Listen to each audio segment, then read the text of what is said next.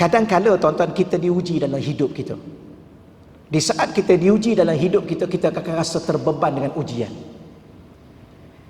Maka ada seorang ulama dia tulis, dia kata sebenarnya saya dengan tuan-tuan bukan terbeban dengan ujian, sebab Allah ni dia tengok dulu kita, kadar kemampuan kita.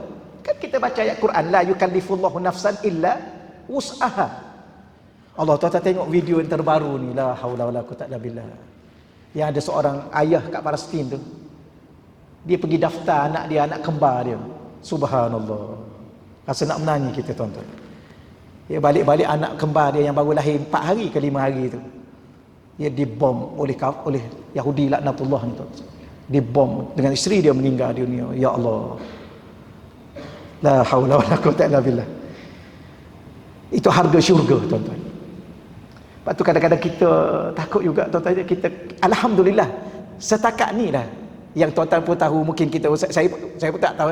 Saya rasa lah Malaysia ni antara negara yang tuan-tuan ya, yang teraman di dunia. Antara. Betul ke? Kita tak cukup aman dah. Tapi akhir-akhir ni pelik-pelik juga. Akhir-akhir ni kita risau juga tuan-tuan. Tengok tu yang budak perempuan tu yang masuk tandas tu kena tikam. Tandas surau ke tanah masjid? Kena tikam tu.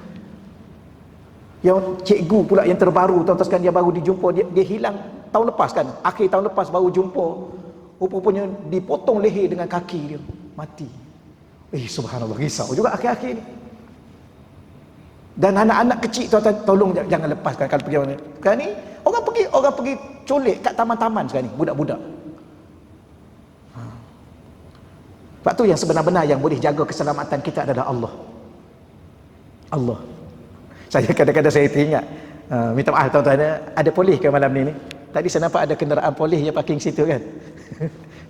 saya pernah pergi ceramah di IPK Kelang. Saya kata, tuan, boleh saya tanya satu soalan kat tuan-tuan ni? Dia kata, boleh Ustaz. Tapi minta maaf ya, soalan ni agak keras sikit lah, agak kasar sikit. Saya kata, tuan-tuan pasukan keselamatan kan? Dia kata, ya. Jaga keselamatan nyawa, jaga keselamatan harta benda dan lain-lain. Ya. Tuan-tuan boleh jamin keselamatan tuan sendiri? Saya tanya soalan tu kat dia. Tapi saya pasal mengajar tauhid lah, saya ceramah pasal tauhid lah. Tuan-tuan boleh jamin tak keselamatan tuan sendiri? Sudah. Jamin. Siapa boleh jamin keselamatan diri dia? Kalau macam tu tak boleh Ustaz. Kalau tak boleh, kita sendiri tak boleh jamin keselamatan diri kita. Kita nak jaga keselamatan orang. Saya tanya dia. Sudah habis macam mana Ustaz kami ni? Maknanya sebelum keluar bertugas, kita pun samalah tuan-tuan. Sebelum keluar tu daripada balai ke daripada rumah nak pergi bertugas, bacalah bismillah tawakkaltu ala Allah wala haula wala quwata illa billahil aliyyil azim. Bacalah bismillahilladzi la yadurru ma'asmihi syai'un fil ardi wala fis sama' wa sama' alim. Bacalah waja'alna min baini aydihim. Baca tuan-tuan doa-doa tu.